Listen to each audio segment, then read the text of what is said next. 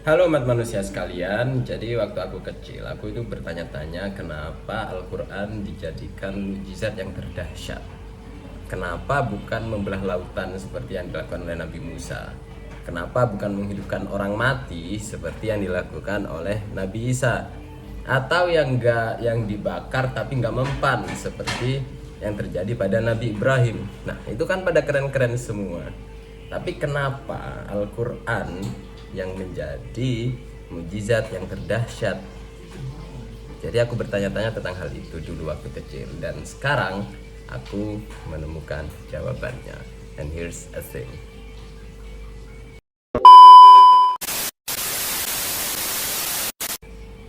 Oke, setidaknya ada dua faktor yang mempengaruhi hal ini. Yang pertama itu dari segi lafadz yang terkandung dalam Al-Quran. Kalau kita lihat rekam sejarahnya, Al-Quran itu diturunkan berbahasa Arab, yang saat itu diturunkan untuk orang-orang Arab melalui Nabi Muhammad yang mana dia orang Arab, untuk menantang orang Arab kala itu. Jadi kalau kita lihat, orang Arab memang sangat piawai dan sangat mahir dalam hal-hal sastrawi. Jadi mereka terbiasa membuat karya-karya yang sangat bagus dalam hal sastra seperti puisi, syair, dan lain-lain. Nah, ketika Al-Quran hadir, Al-Quran ini menantang mereka, menantang sisi terbaik mereka untuk bisa menghadirkan tandingan dari Al-Quran.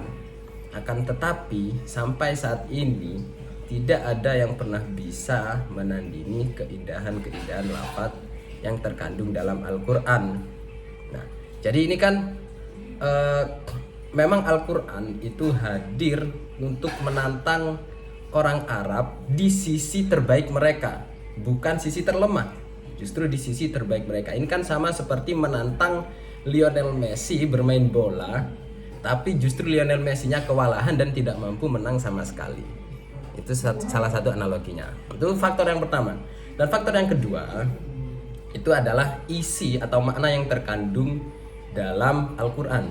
Jadi selain lafadznya, isinya itu juga mempengaruhi kenapa Al-Quran menjadi mukjizat yang terdahsyat. Aku kasih contoh.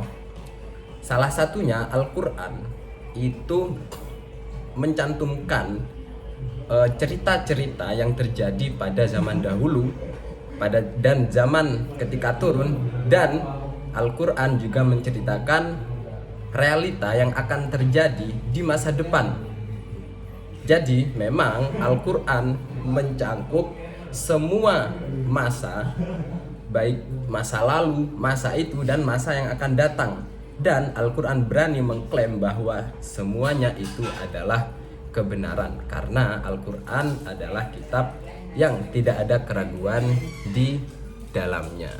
Sehingga dengan dua alasan ini, Al-Quran menjadi mukjizat yang terdahsyat yang pernah ada yang diturunkan kepada Nabi Muhammad. Karena mukjizatnya ini dapat menembus ruang dan waktu. Ya, bisa kita lihat sampai saat ini tidak ada yang bisa menandingi keindahan Al-Quran, baik dari segi lafadz-lafadznya maupun dari segi isi atau kandungannya. Sehingga dengan alasan ini Al-Quran pantas dinobatkan menjadi mukjizat yang terdahsyat hari kemarin, hari ini, hari esok, dan seterusnya hingga hari akhir. Oke. Sekian video kali ini. Thank you for watching and see ya.